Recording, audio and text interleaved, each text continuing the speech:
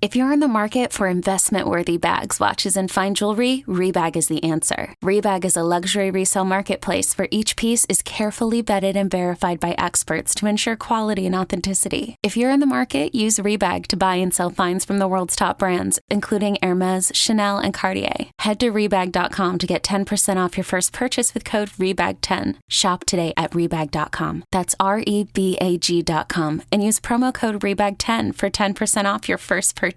This is GoPowerCat.com publisher Tim Fitzgerald. Thank you for listening to this PowerCat podcast. Make sure you never miss an episode of the PowerCat podcast by subscribing on Apple Podcasts, Spotify, Stitcher, TuneIn, or your favorite podcast network. And if you enjoy this podcast, please consider becoming a subscriber to GoPowerCat.com. We cover the Wildcats like no one else, with our VIP customers enjoying one-of-a-kind coverage from our team of professional journalists. And sign up today for an annual subscription to GPC and grab a 30% discount on your first year. And now here's the PowerCat Podcast. The following is a GoPowerCat.com and Spirit Street production. You've discovered your link to GoPowerCat.com's PowerCat Postgame podcast, presented by Caddyshack Golf, and it starts right now. Now, let's go to the WTC Gig-Powered Studios. Here's your host, GoPowerCat.com publisher, Tim Fitzgerald. Welcome to the PowerCat Postgame Podcast. We've missed you. It's been an extra week here as Kansas State comes off its second bye week of the season, and this time the Wildcats play well enough to win a much-needed win, a 24-17 decision at Bill Snyder Family Stadium over Gary Patterson's TCU Horned Frogs. This is the PowerCat Postgame Podcast, sponsored by Caddyshack Golfwear. Caddy with 2 T's. Visit CaddyshackGolf.com for all of your officially licensed golfing Willie apparel, accessories, and more. Use code GPC for free shipping on your next order.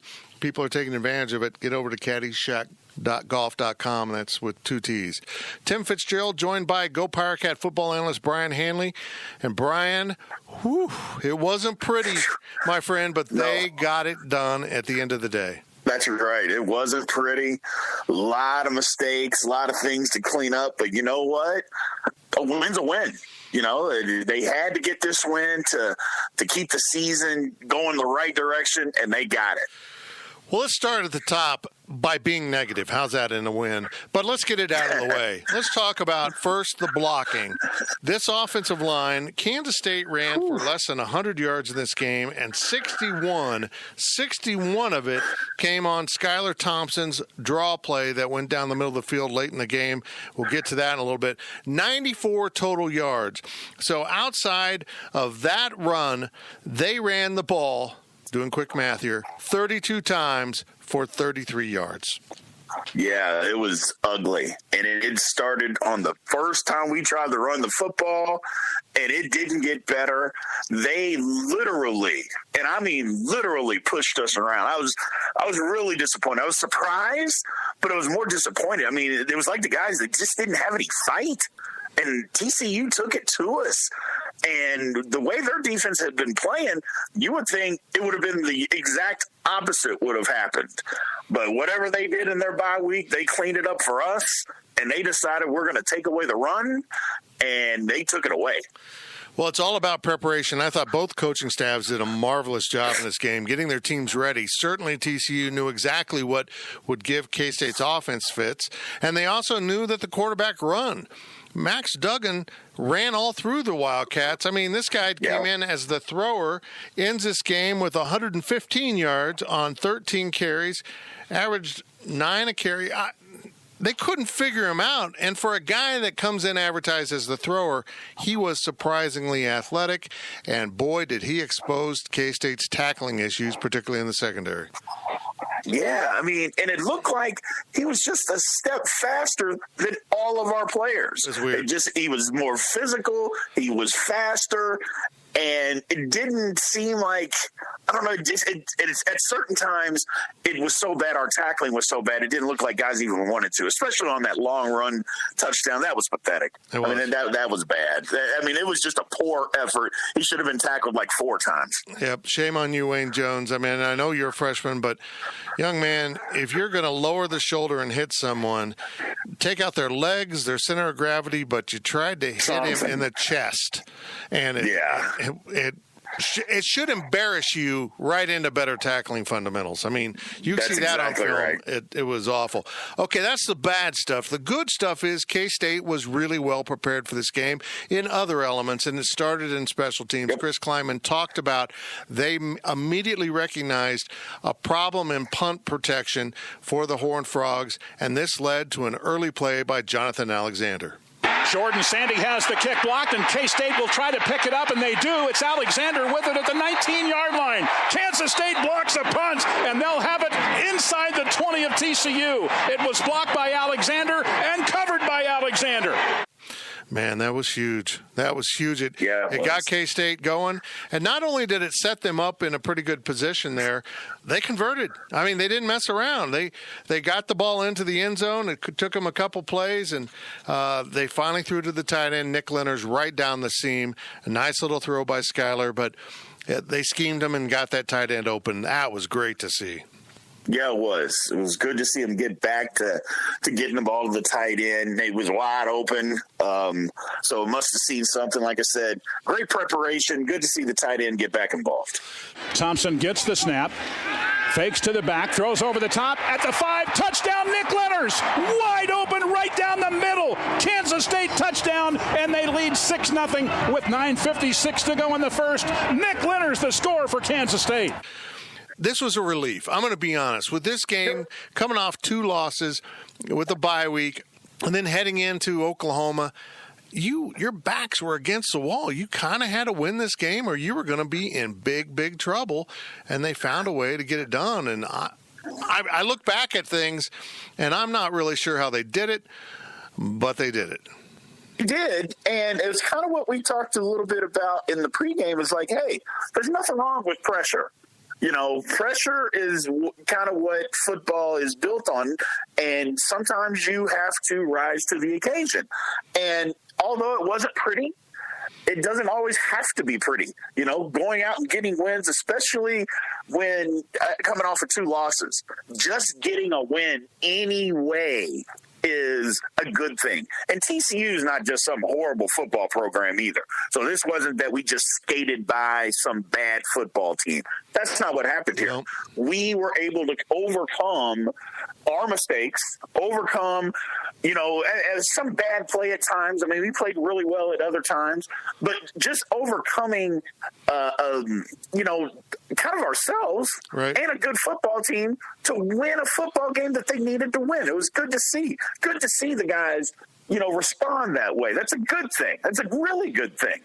There was a lot of plays I enjoyed in this game. I thought K-State did a better job of building plays from previous looks they had given TCU.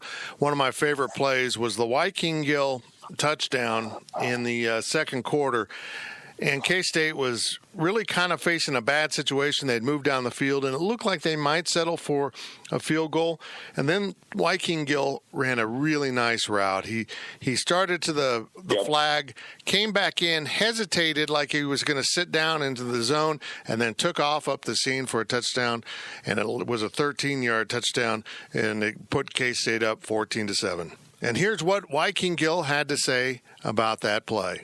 Great executed play and great call by Coach Messon. Set me up in an easy position to, score the ball. And Sky made it even easier with the ball. It just right on the money, right on my numbers.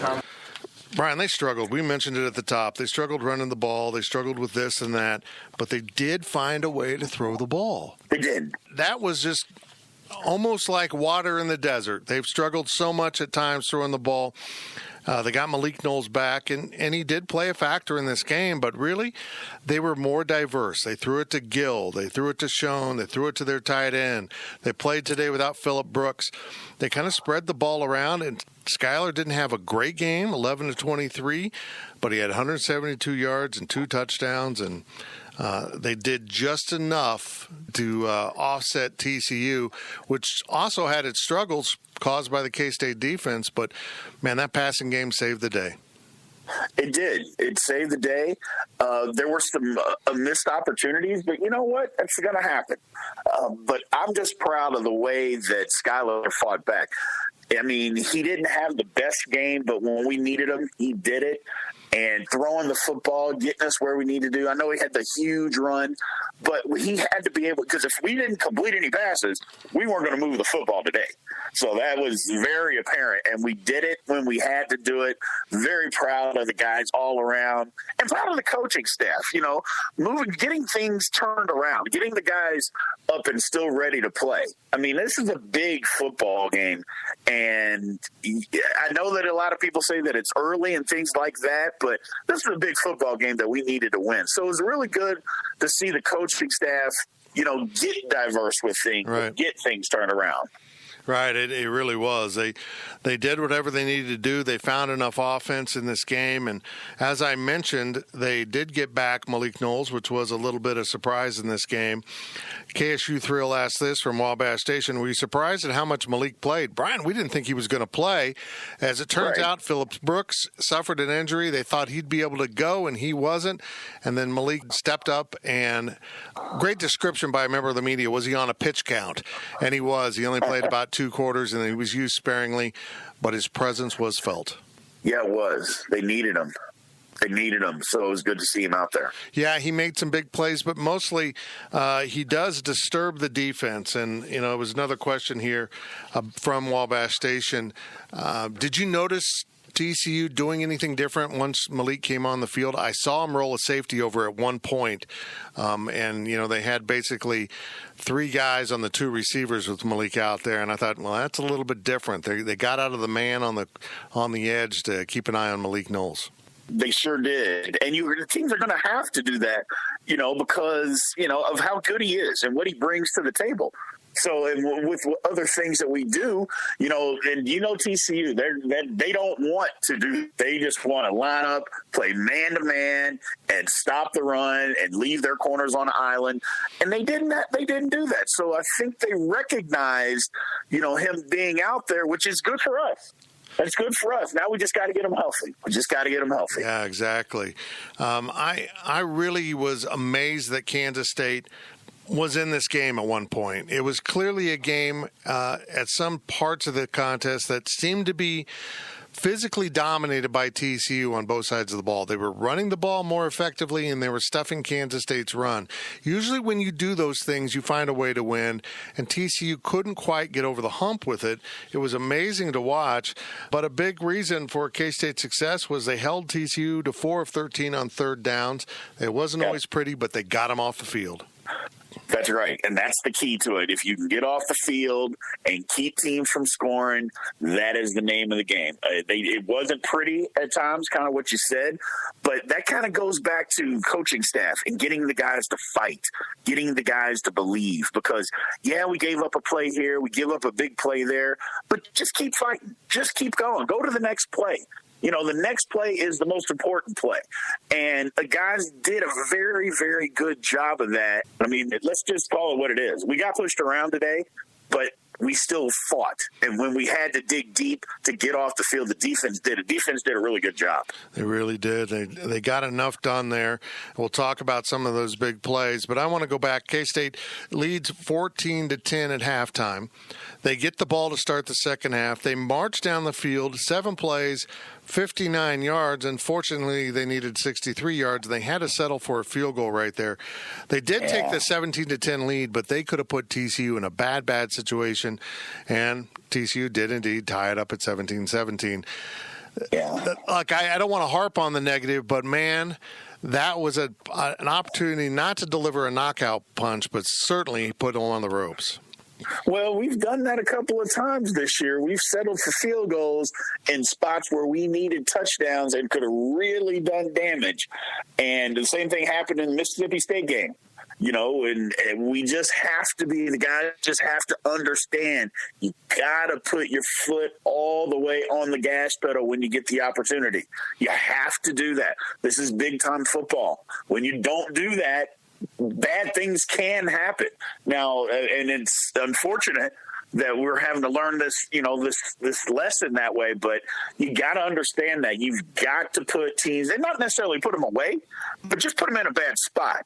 Kind of what you said. Just put your foot all the way on the gas pedal and make them do something different. Make them play with a little desperation. When that happens, when teams are playing with desperation, they make mistakes. And that's exactly what we want.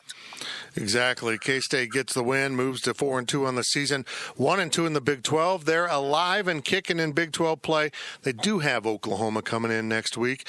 We will deal with that next week. We had some Oklahoma questions about Jalen Hurts and company and what they have to do. Prayer might be a good place to start because Jalen Hurts is the real deal. I doubted him. I would like to apologize to him, but he's an amazing quarterback, and he might be in line for the third Heisman in a row for the third different quarterback at Oklahoma. It'll be one of the great stories of college football if they pull that off. That's next week. We get a whole week to deal with that. Right now, we're going to deal with K-State's win over TCU, and after this break, we're going to get to that final drive. Skylar Thompson and his offense, 8 minutes to go, facing 95 yards in a tied game. Could they do it? Yes, they could. Stay locked in. The PowerCat podcast will be right back. So I'm a father of one. I gotta find a babysitter. I found Care.com and I was blown away. Through the platform, I was able to find local and experienced candidates along with their reviews and rates, which were way more affordable than I anticipated. Care.com really put me at ease knowing that they were all required to go through a background check. If you're like me and you need to find someone reliable for your childcare necessities, check out Care.com. Find the ideal sitters for your childcare needs. The NFL regular season is wrapping up, but there's still time to get in on the action with FanDuel, America's #1 sportsbook. Right now, new customers get $150 in bonus bets guaranteed when you place a $5 bet. That's $150 in bonus bets, win or lose. The app is so easy to use, and there are so many different ways to bet, like live same-game parlays. Find bets in the new Explore tab. Make a parlay in the Parlay Hub, the best way to find popular parlays, and more. So visit FanDuel.com/247 and make your first bet a layup. FanDuel, official partner of the NFL. Must be 21 plus and present in Arizona, Colorado, Connecticut, Iowa, Illinois, Indiana, Kansas, Kentucky, Louisiana, permitted parishes only, Massachusetts, Maryland, Michigan, New Jersey, New York, Ohio, Pennsylvania, Tennessee, Virginia, West Virginia, or Wyoming. FanDuel is offering online sports wagering in Kansas under an agreement with Kansas Star Casino, LLC. First online real money wager only. $10 first deposit required. Bonus issued as non-withdrawable bonus bets that expire 7 days after receipt. Restrictions apply. See terms at sportsbook.fanduel.com. Gambling problem? Call 1-800-GAMBLER or visit fanduel.com/RG in Colorado, Iowa, Michigan, New Jersey, Ohio, Pennsylvania, Illinois, Kentucky, Tennessee, and Virginia. Call 1-800-NEXT-STEP or text NEXT-STEP to 53342 in Arizona, 1-888-789-7777, or visit ccpg.org/chat in Connecticut, 1-800-9-WITH-IT in Indiana, 1-800-522-4700, or visit ksgamblinghelp.com in Kansas, 1-877-770-STOP in Louisiana. Visit mdgamblinghelp.org in Maryland. Visit 1-800-GAMBLER.net in West Virginia, or call 1-800-522-4700 in Wyoming. Hope is here. Visit gamblinghelplinema.org or call 800-327-5050 for 24/7 support in Massachusetts, or call 1-877-8-HOPE-NY or text HOPE-NY in New York, or visit oasas.ny.gov/gambling. Standard text messaging rates apply. Sports betting is void in Georgia, Hawaii, Utah, and other states where prohibited. We now send it back to Fitz in the WTC gig-powered studios. Welcome back to the PowerCat Postgame Podcast, sponsored by Caddy Shack Golf. For K-Staters, by K-Staters, jackets, hats, polos, t-shirts, golf accessories. Caddy Shack Golf Wear, Caddy with 2 T's. Visit caddyshackgolf.com, and remember, use that code GPC for free shipping. And in a little bit, we will pick our Caddy Shack Golf Question of the Week from Wabash Station, and someone will get a gift certificate from Brett and the folks over at Caddy Shack Golf. people are very happy with that, Brian. We'll put it that way. When they go look at the really cool merchandise at Caddyshack Golf, and he has really cool stuff, they're happy. You don't have to be a golfer. They have really nice polos with that cool old school Willie golfing logo. It's very, very neat. Brian, Skylar Thompson, no matter how much he struggled at times, has a knack. And that knack is for making game-winning drives. We've seen him do it throughout his career, and it's been amazing to watch at times because he didn't play well. He didn't throw it particularly well. His decision-making at times wasn't great. And it's almost like when he gets out of his own head, he doesn't have time to think about things. He can get it done and lead his team down the field. It's like he almost gets in his own way, if that makes sense. He just needs to relax and go play ball. And when he does that, he's a pretty good quarterback, isn't he? Yeah, he is. Yeah, he is. And it's kind of what you said. He didn't have his best game today. There were throws that were left out there on the field, opportunities that were missed. However, he did suck it up and play and do the things that were necessary for us to win, which is all you can ask of your quarterback. Yeah, and it's kind of what you said, is when he tries to do too much. You know, there's times outside of the pocket. I know it's not just me screaming at the TV. I'm sure there's tons of Wildcats fans out there doing the same thing. It's like, throw it. And he took a lot of shots today. Now, that wasn't necessarily his fault. I mean, he got beat up today. The offensive line has just got to get better. But Skylar, he did the things that we needed him to do to win the football game. And he'll get better. Just keep working, and he'll be fine. But I was proud of the way that he fought back because he took a lot of punishment today. And that final drive was a thing of beauty. It really was. And let's get to that final drive. Kansas State takes over the ball at zone 5, 8:03 left in the game. They are pinned with their backs up against the wall, and Coach Kleiman said after the game, we told Mess, get aggressive. Don't kind of play here and try to get a little room and punt. Let's go down the field. Let's make the most of it. And Malik Knowles makes a big play for Kansas State. He gets him kind of out of the mouth of that end zone. He gets it out to the 10-yard line. It wasn't much, but it was just enough to set up this play by Skylar Thompson. Where's the quarterback run, Ben? Well, Brian, here it was. Thompson and crew from the near hash. It's a quarterback draw. 15, 20, 25, 30, 35, 40. Thompson to midfield and down the sideline, 40 to the 30 and out of bounds at the 30-yard line of TCU. Vernon Scott runs him out. Skylar Thompson with a big-time play. That's 61 yards. That was the only running play of substance for Kansas State. And boy, did they call it at the right time. They pulled it out. They'd been waiting on it. They'd been sitting on it. Brian, that was beautiful. It was so wide open, Moses would have been amazed by it. Oh, yeah. It was beautiful, beautiful. Got it blocked good up front.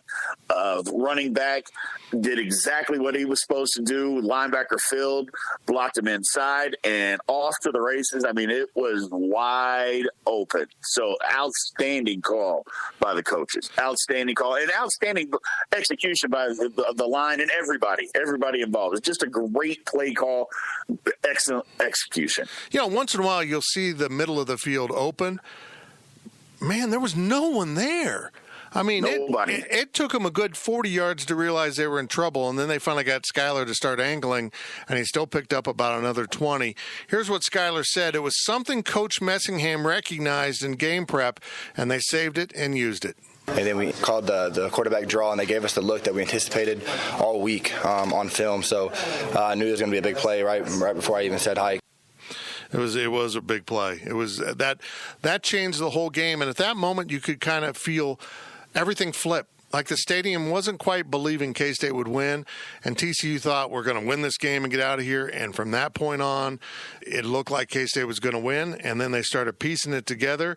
They converted a 4th down with Skylar running for 2 yards on a 4th and 1. They got it to a 3rd and 9, and they completed it to Malik Knowles for 10 yards. And a little bit later, Skylar Thompson took the bootleg right around the corner and into the end zone. They score a touchdown with 2:45 left in the game to go up 24-17. Again, 2 receivers to the short side, and Malik Knowles to the left for K-State. There's the snap. Thompson fakes to the back, runs, touchdown. Touchdown, Skylar Thompson with a great fake to the inside, a run to the outside, 23-17, purple on top. K-State leads TCU with 2:45 to go. Wow. You know, right when you're thinking they have no offense, they're struggling, they're just kind of gone inert here in the late third and early fourth quarter, they put it together, didn't they? Yep, they did. And that's kind of going back to what we mentioned earlier, is just go to the next play. Just keep fighting. Just keep battling. Because you never know that very next play, you haven't done anything, and then boom. And it changed the whole game. I know it was late in the game, but it doesn't matter. That's what we needed. It's all we needed was an opportunity, and we gave ourselves an opportunity, changed the momentum in the entire stadium, like you mentioned, gave guys tons of confidence, because then it seemed like everything that we were doing was going to work, after that play. So the 4th down call, I hated it. I'll be honest. I hated it. We got to kick the field goal. What are we doing? The defense has played great. We'll be able to stop them. I just hated the call. But Tyler did his thing, and he took another shot. And just the kid, I just can't give him enough credit for what he did today, even when it wasn't his best game. But when we needed him, he did it. It was just a really, really cool thing to see. It was amazing, and we've got to give a shout-out here. And here's our Caddyshack Golf Question of the Week from Mad Dog 2020. That brings back bad memories, by the way. Will Devin Anktel be a first-team All-American this year? Today was his best game yet, and he was incredible. He punted 7 times. He averaged 49 yards a punt, put it inside the 20 twice. This kid has a live leg. It explodes off his foot, and he's gotten really good about positioning the ball. But late in the game, he thundered a punt that really changed the context of the contest. Yeah, I don't know that there's many punters out there. I'll be honest, I don't necessarily watch other punters from other teams very often. Good. But I know that K-State's got a good one. I do know that. That's the only thing that matters to me. And he seems like a big kid with a strong leg. So whatever he's doing, I don't know. I mean, he's kicking the ball very, very well. And to be honest, punters are a little different than kickers. Punters are a lot more athletic than kickers, because it's a lot of more strategy to where they're kicking and placement and things of that nature. And he's doing a very good job. So if there's other kickers or punters out there that are better than him, for what he's doing, they must be pro level, because this guy has got it. Yeah, he put TCU way down the field. They had a long ways to go at their last possession, and they made them march, and it looked like they were getting in position maybe, and then Wyatt Hubert made his presence felt going after Max Duggan, a really good freshman quarterback who surprised K-State with his running ability today. But Wyatt Hubert with a huge sack late in the game. Duggan has him up to the line of scrimmage. It's 1st and 10 from the 36. Good protection again. Duggan now is going to be sacked. Sacked back at the 48-yard line. Wyatt Hubert and Joe Davies. Wyatt Hubert. He talked about it in the post game, my friend. He said, look, there's a reason why guys that get after the quarterback get paid the big money. Basically saying that's what I want to do. He's only a sophomore. That is about as big as they came. That was a game-changing, in some ways game-saving sack by Wyatt Hubert, and it was impressive. Yeah, it was. He did a really, really good job. He's showing me a lot. We got to get some other guys doing the same thing, especially Buddy on the other side. But he got out there and he got after it. And that's what he's right. That's what they pay those guys the big money to do. Get after the quarterback when they know they're throwing the football. That's your job. So you're doing a really, really good job. He's still young. He's still raw, but I love where he's going. Yeah, I do too. It's really fun to watch. He's a dynamic guy. He changed things, and on that play, all of a sudden, Duggan knew he could be touched, and he wasn't very comfortable on the final play of the game. And I can't wrap my mind around how K-State managed to win this game, but there's something to be said about persistence, and all the great programs find a way to win when their backs are against the wall and they're not playing well. K-State is far from being a great program, but it's a really good sign for the future as Chris Kleiman continues to build this. Yeah, I mean, all we need to do is just keep going in the right direction. You know, this year we knew it wasn't going to be all about wins and losses, but we wanted to win as many games as possible, get bowl eligible, but we wanted to get the feeling back that the program was going in the right direction, get the staleness out of our mouths, and get a better taste in our mouth for what the program can be. Right. And I think that's what we're doing. You know, and again, a sign of that is winning games where you do not play your best. And this was a game that the K-State was able to win. Now, don't get me wrong. It's not like we played horrible. So I don't want to say that we played horrible, because the defense, I thought, played very well. Yeah. You know, I do. And on offense, we played well in spots. And special teams did their thing, which we're going to need. We've talked about that before. We're going to need all three phases. But these are games that if we can win, and we knew it was going to be a big game. I mean, TCU is a team kind of like us, where they're trying to find themselves. And we found ourselves a little bit today. I think we did. I think this is going to take a step in the right direction, regardless of what happens next week. I'm not even worried about that necessarily. I'm worried about the way the program is going in a game that I believe we should have won. We didn't play our best, but we did win. Very well put. R.D. Scott Fritchen asked Chris Kleiman after the game. They beat Mississippi State. They took an off week. They lost 2 games. They took an off week. It's been a long time. Here's Dee's question to Coach Kleiman. Probably a small lifetime, it seems like, since Mississippi State. How big was this win for you guys? Well, we had a couple of open weeks in there too that didn't make it any easier, especially when you lose a game and then have 2 weeks. But you know, I don't want to get caught up in the results, and that's part of our issue in society. Is we're all so much based on results, and if the results aren't there, man, it's a negative day. Man, we've got to start. We need to focus on the process as players, as coaches. We're 6 games into this tenure. And it's not going to be perfect, but if we keep attacking the process and keep stacking great days, we're going to have some great days like we had today. And one thing you will not hear me talk about with our football team is the negative, because there's just too much negative in this world right now. How about that? I thought that was a great quote from Coach, reminding his players and fans they're 6 games into this tenure. It's going to take a process to get everything in place that they want to have in place to put K-State football and make it their program. And I thought it was a great message. Yeah, I mean, it's going to take some time, you know, and as long as we have the patience, but as long as we're moving in the right direction as well. You know, and from everything that I've seen, we are moving in the right direction. So it is going to take time to make it their program. I believe that people are accepting that. It's going to take some time for everybody to accept it. But you know what? We keep winning these type of football games. It'll come faster than what you think, which I'm excited about. It's a process, and this was a nice win. They play Oklahoma next week. Survive and advance is my goal for next week and for the Wildcats. That's right. Hey, you got nothing to lose. I mean, you'll probably get blown out, but who knows? You might play a great game, pick up some confidence as you go into what is turning out to be a pretty significant game in 2 weeks in Lawrence, Kansas. And then you get that win, and you're really on track for a good opportunity to make something nice out of the first season of the Chris Kleiman era.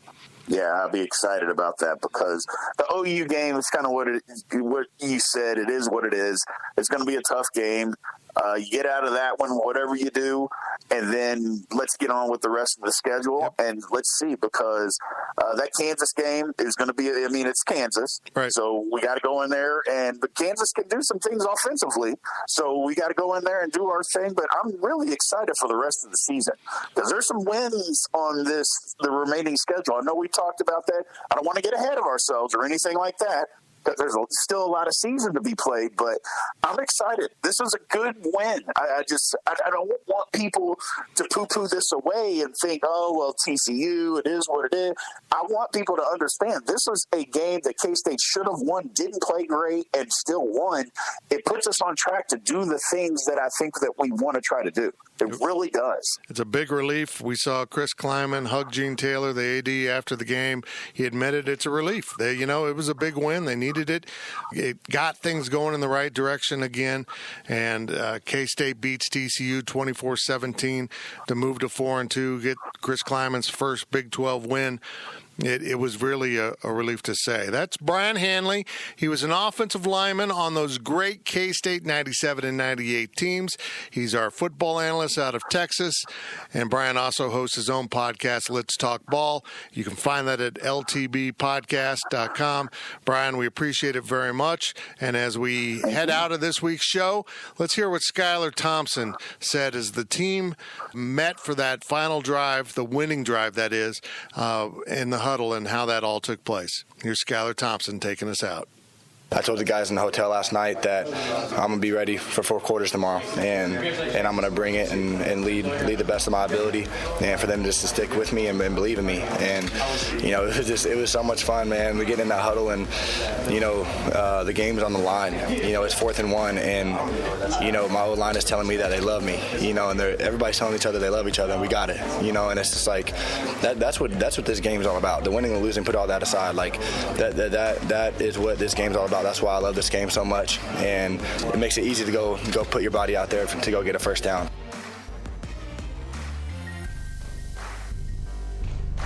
You've been listening to the PowerCat Postgame Podcast presented by Caddyshack Golf. PowerCat Podcast. All rights reserved. GoPowerCat.com and Spirit Street Publishing. With Blue Link Plus, you can access your Hyundai Tucson Limited remotely. Doors unlocked, temperature set, lost car found. There it is. Get complimentary class-leading Blue Link Plus. Call 562-314-4603 for complete details.